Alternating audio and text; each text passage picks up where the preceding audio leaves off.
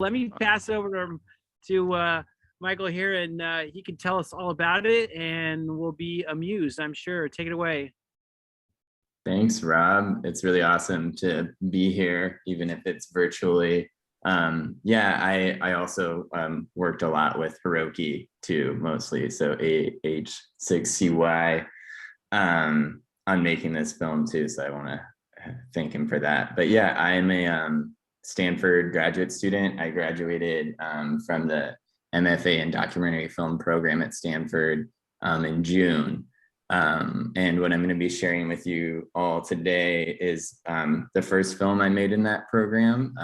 And it's a film I made with Kristen and Daryl and Hiroki, and with the help and guidance of Marty and other people involved in ham radio within Palo Alto and the surrounding area. So I'll just give you a little bit of background on myself, and then a little bit of background in this on where this film came from. I'm a documentary filmmaker. I'm originally from Missoula, Montana, and I moved out to the Bay Area for Stanford 2 years ago. I also worked in film festivals and programming, which is basically film curation, for a number of years, and I'm back doing that now, and I'm currently based in San Francisco.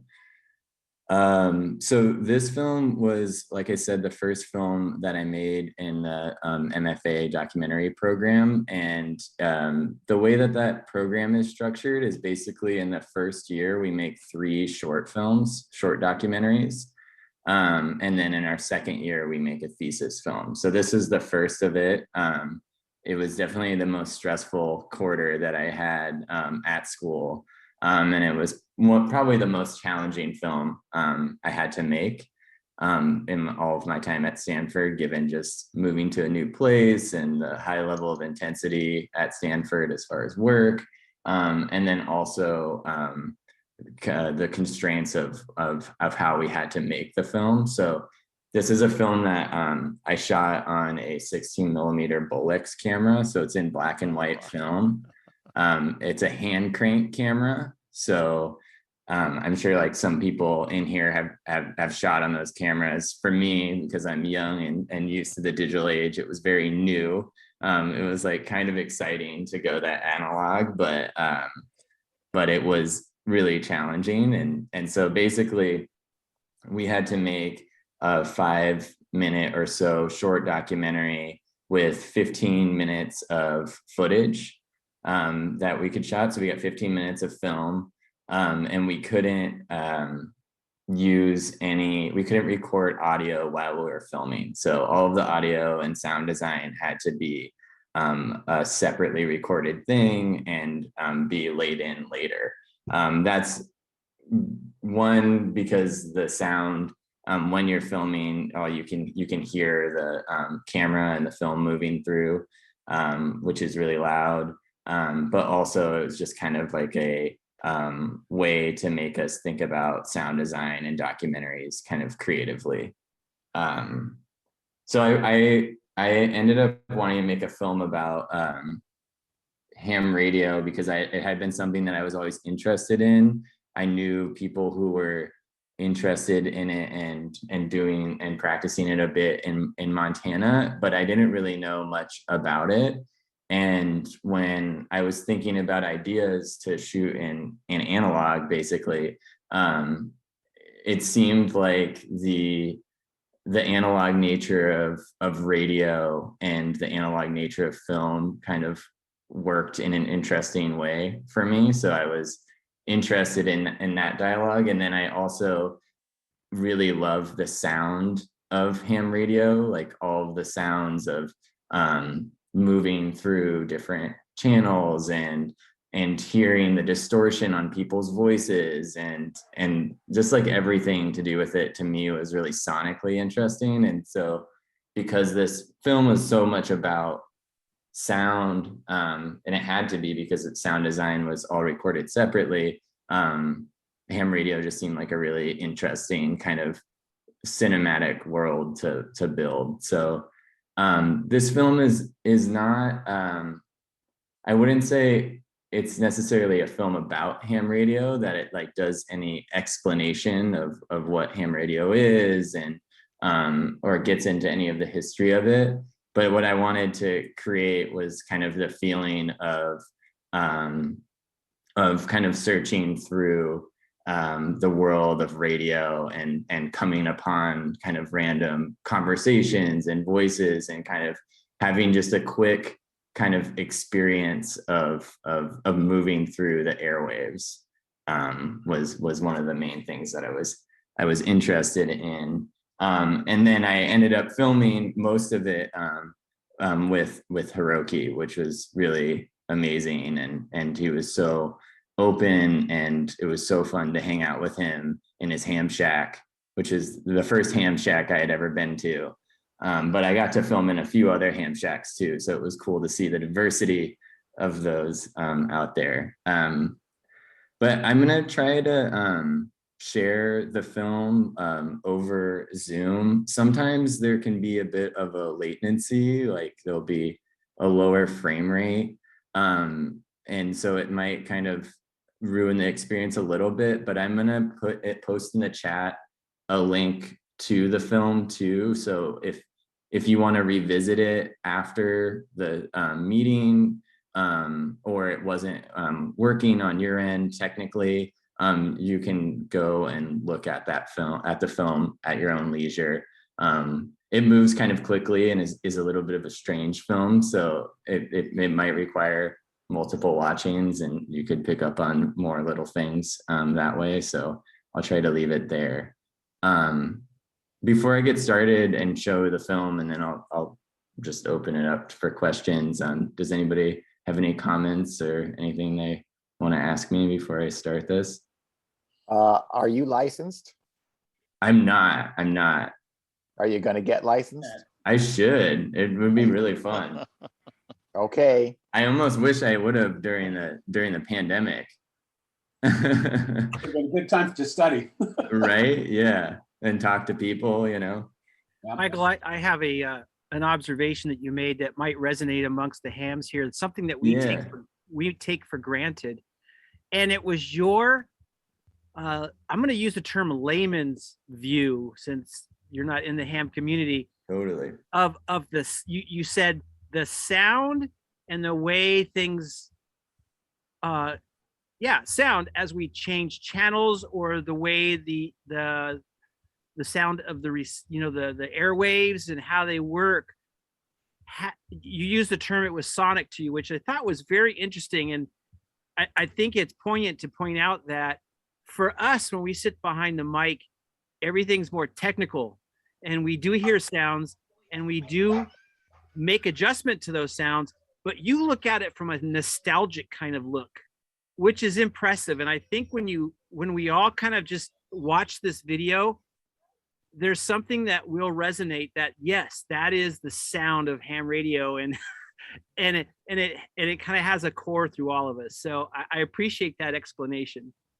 Thank you. Yeah, and forgive me in advance if I mixed up any of the sounds freely. It's probably not the most technically accurate film for sounds, but I was just kind of recording everything that sounded interesting to me and overlaying it. So please educate me if I'm wrong. Great. Well, Hero is a very accomplished ham and a real good guy. So glad you got hooked up with him. Yeah, he's the best. Sweet. Well, I'm gonna get this started, and then we can chat more afterwards.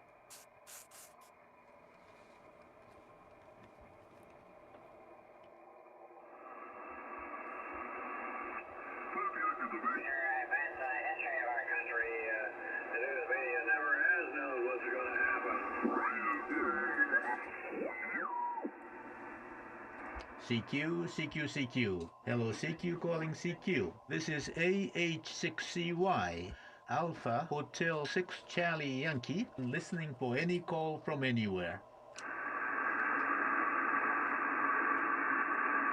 Heard another station there. Try again, K7BFI. AH6CY, Alpha Hotel 6 Charlie Yankee.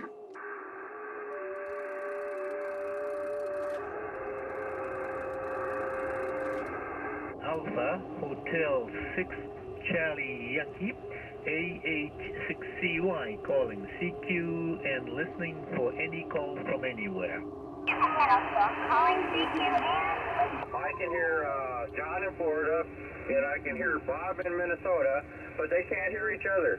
Oh, Roger, Roger, Bob. Well, I had a very busy day today. Started out with a haircut downtown. Then I went to my urologist. Alpha Hotel 6 Charlie Yankee calling CQ and listening for any call from anywhere. We watched a Netflix movie last night entitled Maria by Callas. She had one hell of a life, I'll tell you that. Other than singing and Onassis, what else did she have? That was about it, but I was very impressed. We have rain falling. I mean, we have real rain coming down from the sky, and we're under a flash flood warning till sometime after tomorrow. Oh, Roger, you got that fluffy rain. Retired full time, I guess. So, hi, Gary.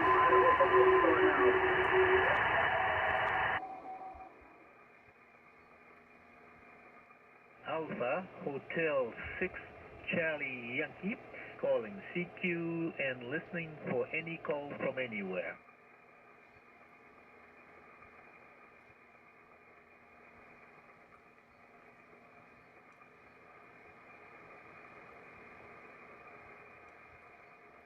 Yeah, fine now. Great copy.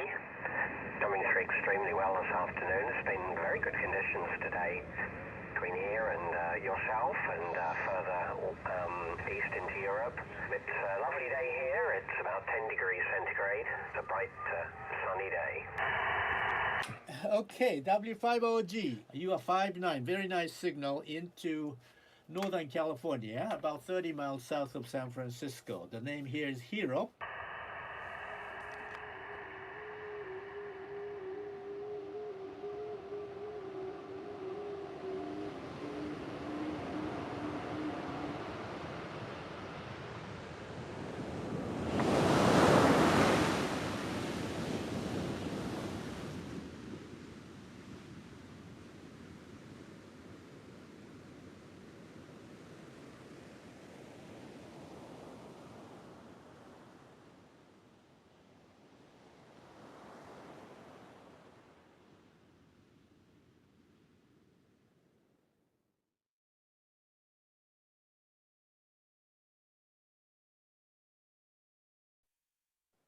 I hope everybody could hear it. I could barely hear it on my end. So Oh, it sounded fine. Sounded fine, Michael. sounded fine. Cool. I'll share that link too for anybody who wants to check it out again. Oh, yeah. I haven't seen that enough times yet. Good. Thanks, Doug.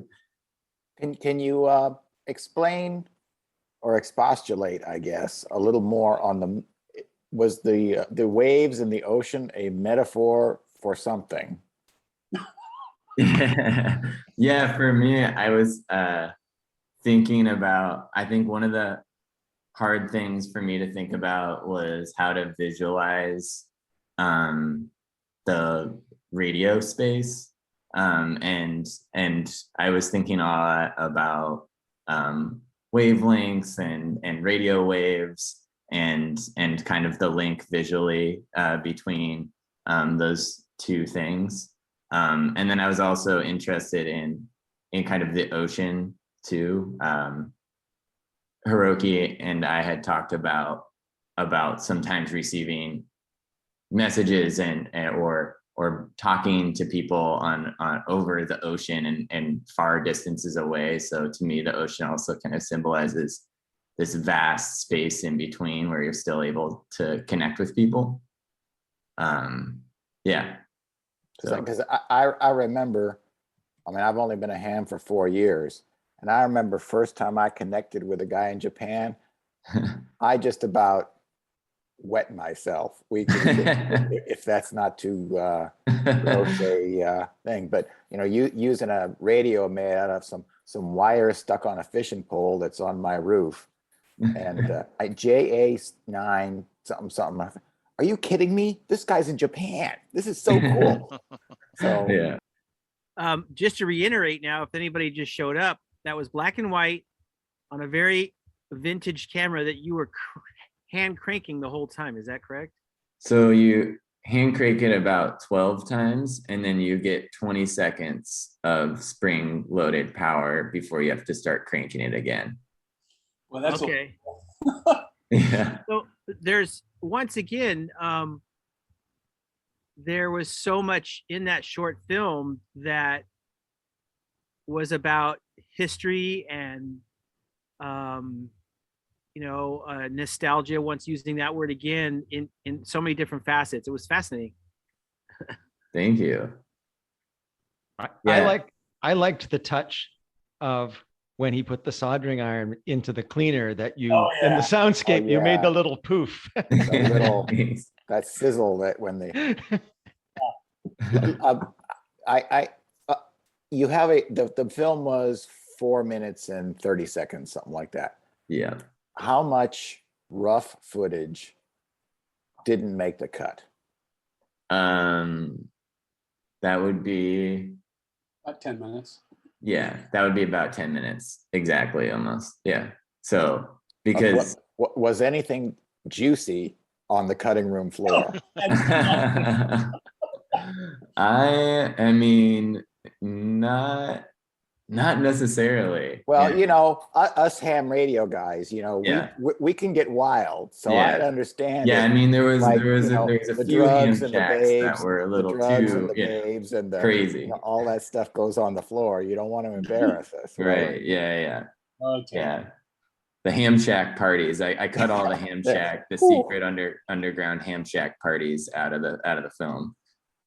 So did you have to turn in all of the footage as well as the edited section of the footage as part of the project? No, just the final project. But the process is kind of, we shot the film and then we had to wait for it to get processed in a lab in Los Angeles. And then when the digitized version of the film was sent back to us, we would all watch those together in a theater and give feedback on all of our footage. So, which is only, 14 and a half minutes or so of footage. So it wasn't that much, but yeah, so we would review it and then we would start editing it into some sort of story or try to find some sort of through line through the footage. And we go through like 3 iterations of that where we have group critiques until we get to the final project. As a filmmaker, you go into a project with some preconception, and you go. What was the total time interval between the time you sort of started making the film, and like how many days or weeks until it was done, and how did your entering narrative change from your exiting narrative? That is, how did what about your knowledge was the important change thing? That's a good question. So the first part of it is just as far as like the timing is concerned, it's like a really, really short turnaround. Basically, we had to pitch our ideas the second week of classes, and then we had 3 weeks until we had to start shooting, and then we had a week of shooting, and then we had 3 weeks of editing. That's fast. Yeah, it's very fast. And so yeah, it was like it's about 2.5 months of the whole that we like from start to finish of making the film. And so the first 3 weeks were really workshopping different ideas for films, then like kind of settling on one, and then trying to find people to participate, which that happened in like a week and a half, which was the most stressful part of it probably for me. because you really don't know. And it was a lot of like calling of people, and then working with people's schedules to try to find time to film with them. And so I was really lucky that Hiroki let me really like spent like quite a bit of time with him filming and donated that time to me.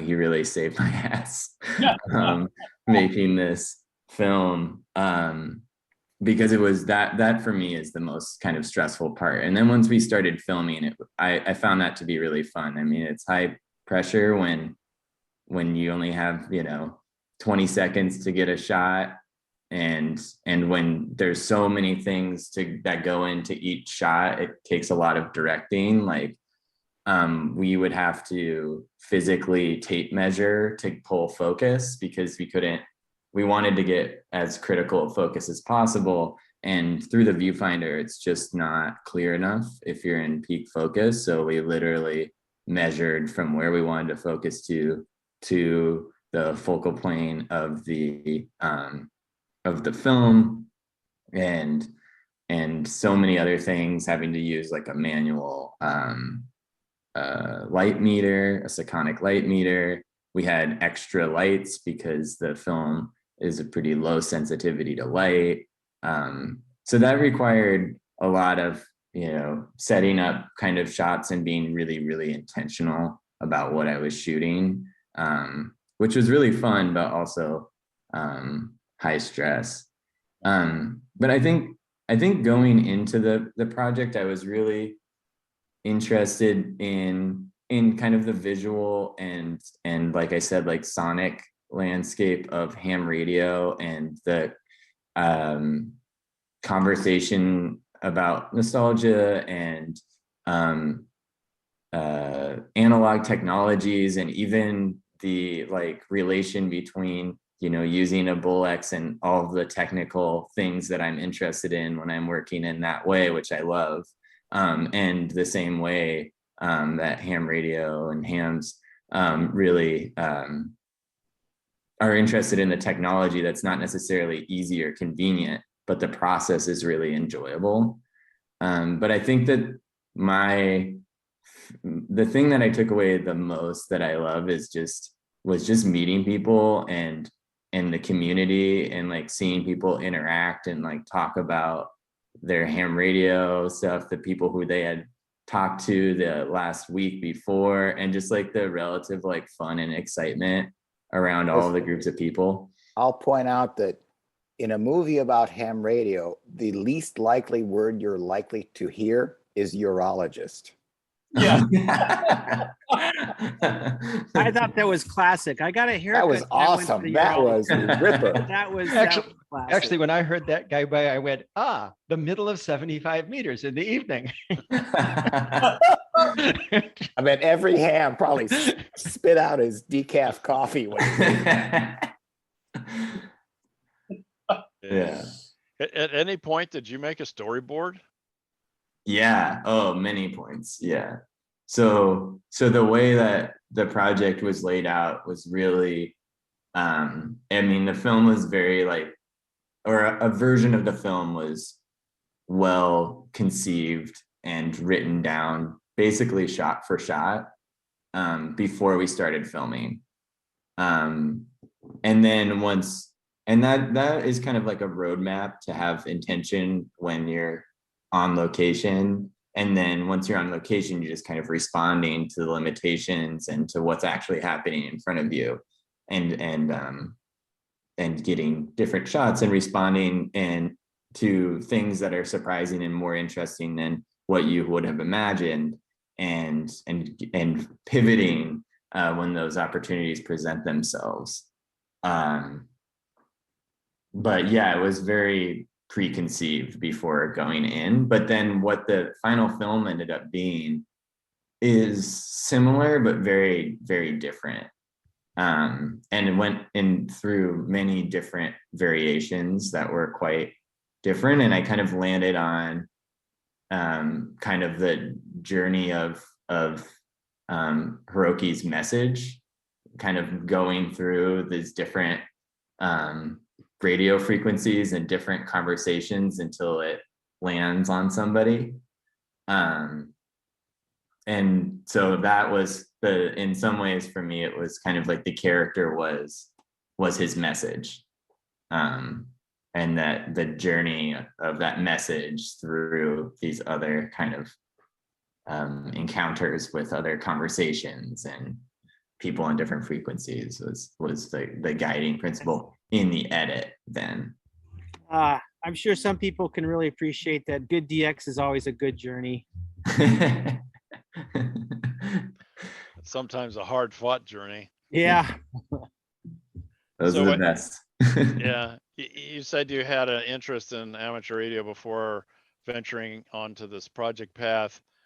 How much of a background did you really have in amateur radio before deciding to go this path?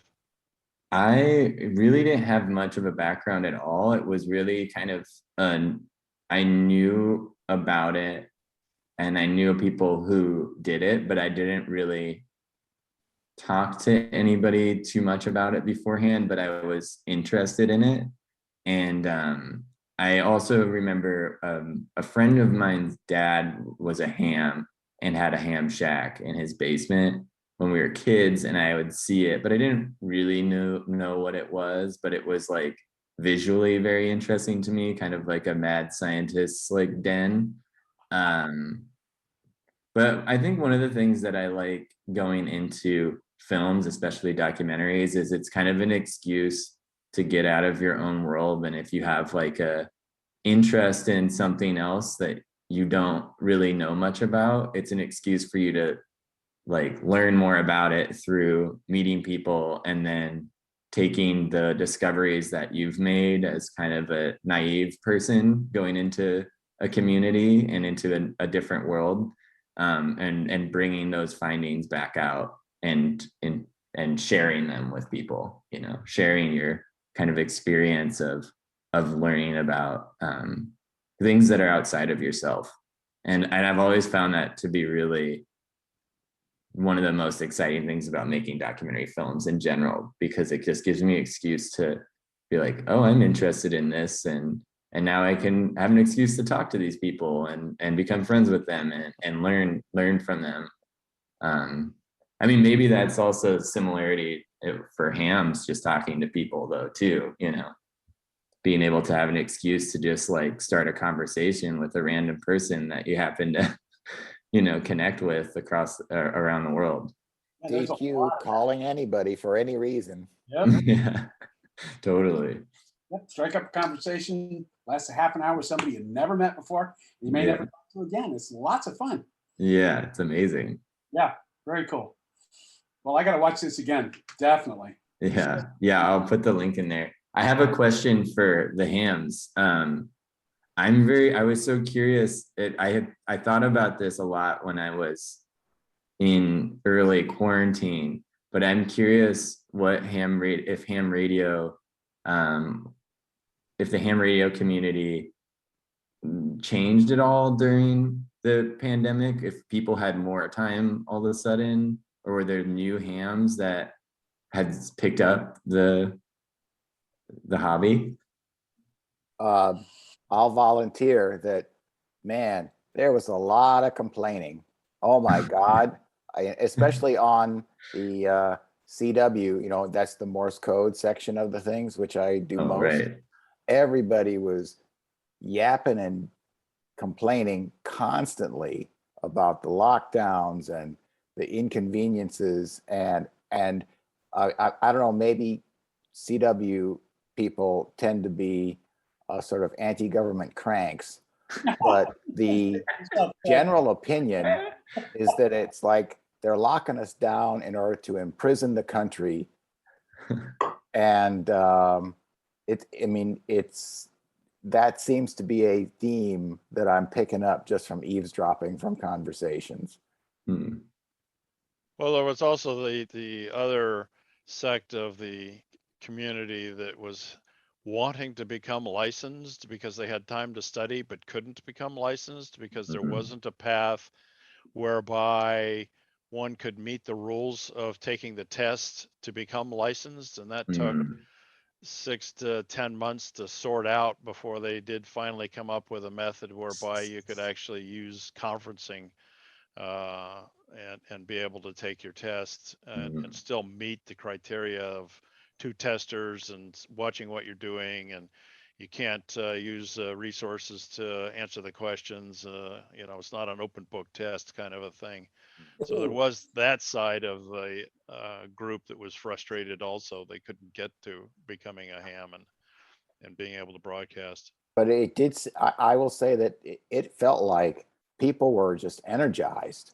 That is, ham radio, if anything, drew strength from our from our, look, basically, if you're doing a 2-meter contact station to station or even via repeater, it's pretty darn hard to shut you down. You know, Twitter might throttle you and Facebook might censor you, but ham radio will get your opinion out there. Another thing that you might notice, ham radio tends to be quite heavily populated with free thinkers. So you'll get those anti-establishment pitches quite often. How dare you call me a free thinker? I'm the most conformist guy alive. That's half the fun. You never know what you're gonna get. Well, the other thing about it is it is in my original background here, I had it's the original non-contact sport, and that you can make contacts with people around the world, and it doesn't matter whether we're in isolation or not. You know, we're usually alone in our shacks anyway, doing this kind of thing, yet we're able to touch the hearts of people worldwide. How many other documentaries have you made? So I made a half-hour doc before I started my Stanford program. So I finished that 2 years ago, or not 2 years ago, three and a half years ago. Sorry, time is so strange now. And that like played around the festival circuit and got distribution. And then I made this, which I'm still figuring out what I'm going to do with it. When I'm going to start submitting it to festivals, I've kind of held off with most of my films that I have completed recently because film festivals aren't all in person yet, and I kind of want that experience. So I'm holding onto this film still. Yeah, I mean, I think I've made probably close to 6 or 7 short documentaries at this point. What are they on? The one that I was just talking about is on YouTube, on a YouTube channel called Real Stories. I can post a link to it before I leave. It's definitely, it's a very different film. But yeah, I really enjoyed making that one too. It's also on another streaming platform called Means TV. And then we currently have a film that I co-directed that's on the festival circuit right now. That was a very timely film. So we just felt we needed to get out there. Yeah, but I have another film that I'm holding on to too from my program, my thesis film. That's about my dad that I filmed back in Montana for about 6 months. And I'm pretty proud of that film too. See that? So, I don't know. What was that? I'd really like to see that one, a subject near and dear to your heart. I bet you did a great job with it. Yeah, thank you. Yeah, there's going to be a screening of that in San Francisco in January, I think, for all of and it will be a screening that is all of the my fellow students' thesis films. So I can try to let Rob know or something, and we can share that if you guys are interested in coming to that screening. Where did you go to undergrad, and what was your major going in, and what was your major coming out? Good question. I went to University of Montana in Missoula, I went in as a BFA or wanting a BFA in media arts. I ended up getting my BFA in fine art and my BA in media arts with a minor in art criticism. And then I went to Stanford for my MFA in documentary film. Yeah, and at that point, yeah, there's no changing. There's no changing. But yeah, so I actually didn't have to. I didn't ever get super good at test taking, I would say. But my realm was definitely more in art and ideas. I went in as a Russian major and came out in economics and statistics. So oh wow, that's amazing. Wow. Okay. Have any other ideas for making another ham related documentary? Not at this moment. I mean, it did make me think about, I mean, like I said before about ham radio in the time of the pandemic was something that I was thinking about a lot, but didn't have the capacity to do anything about, because I was working on a different film at that time. So if you had the opportunity to redo it without a 10-minute time limit on it, what would you do differently, or what would you add to it? That's a good question.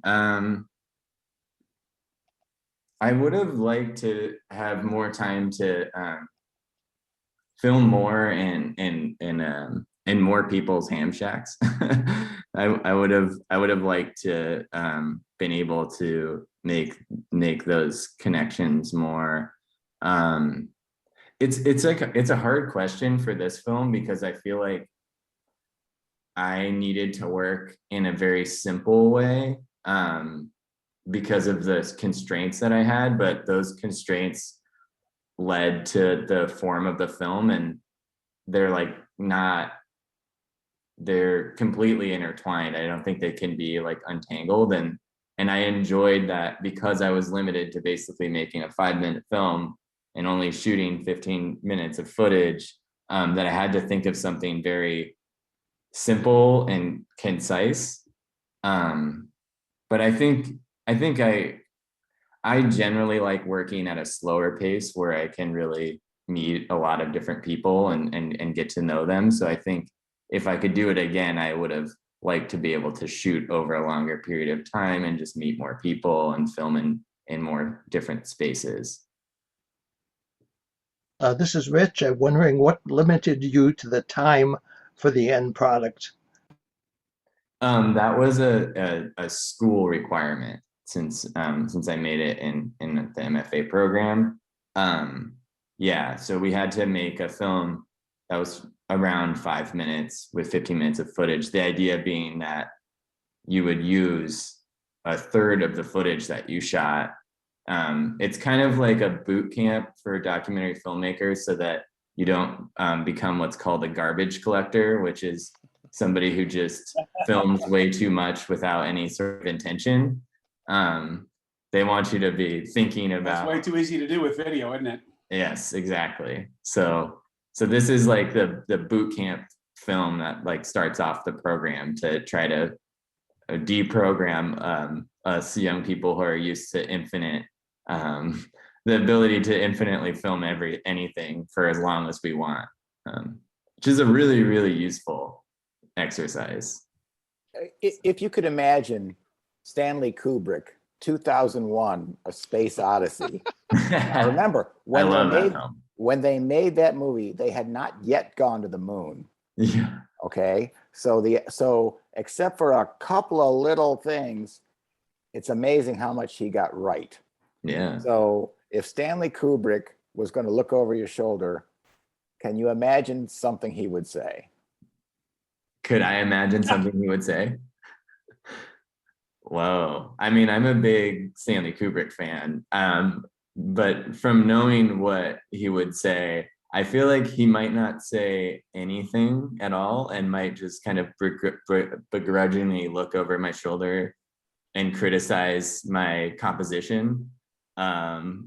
Mostly just that I feel like he's such a he was such a perfectionist that there's no way I could ever live up to that standard. I would just feel like he'd be like my disappointed. Given his budget, he can afford to be a perfectionist. Right, this is true. You have to work within lots of limits that are not your own. So that's very fair. Yeah.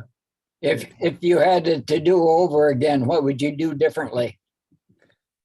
Man.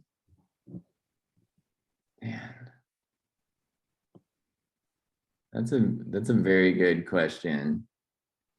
Would it be some of the shots that you took, or some of the conversations you had, or well, let me add, has any ham after seeing it said something to you that you would say, huh, I should have X or Y or done something different?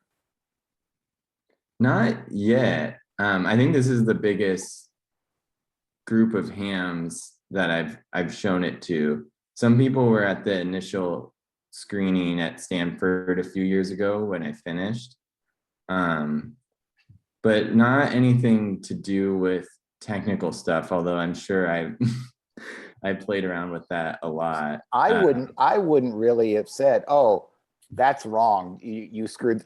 I can't remember a single thing that was completely like off the radar screen in terms of that's not how it is. I never felt like that. So that's really great. I think you were very accurate and sympathetic and captured really what's going on. So mi complimenti.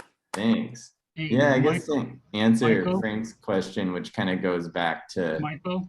Oh yeah, sorry. Yeah, my question for you. Your cinematography part of your film, I like it.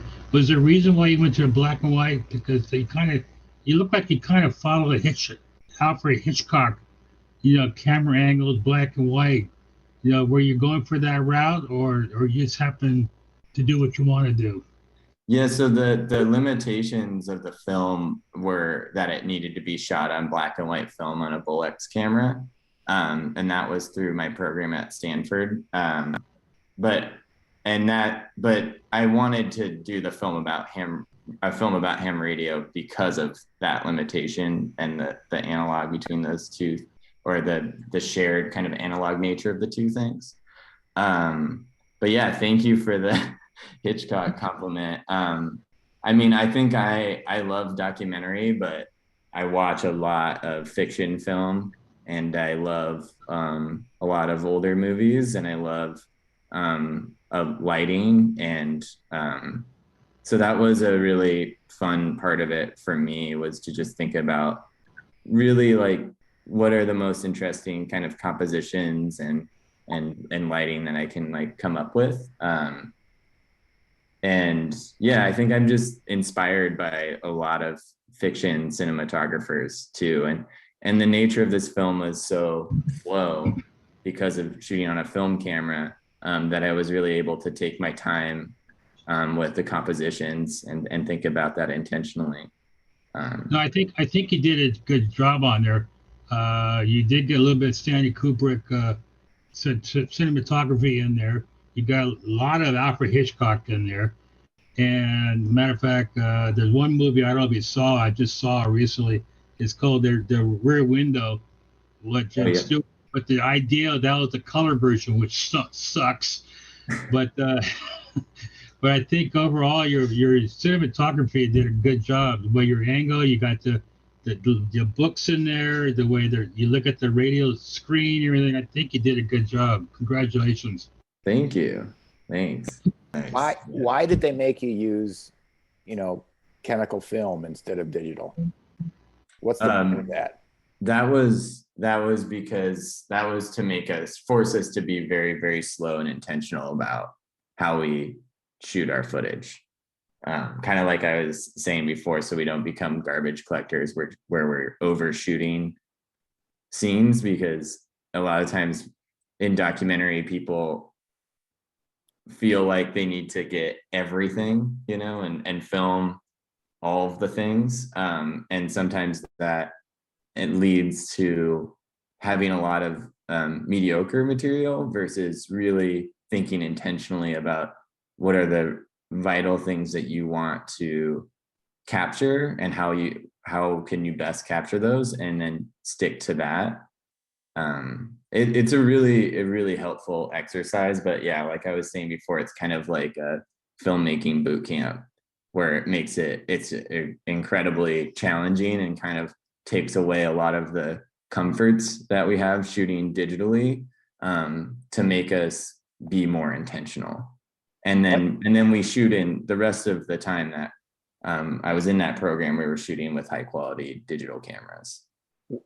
I have friends who are sort of in the movie making business and have actually worked with big names, and they actually talk about this intentional thing. And, they talk about the difference between editing in a room when you want to go back to the front, you just push the button and the digital system's back there. yeah. And when you had to wait for the reel to go back, and while it was rewinding, you would talk about the edit you were going to do. Yeah, I think that sounds amazing to me. I wish we could bring back more of that kind of feeling now. Mm-hmm. And I think it's actually gotten worse because of the pandemic.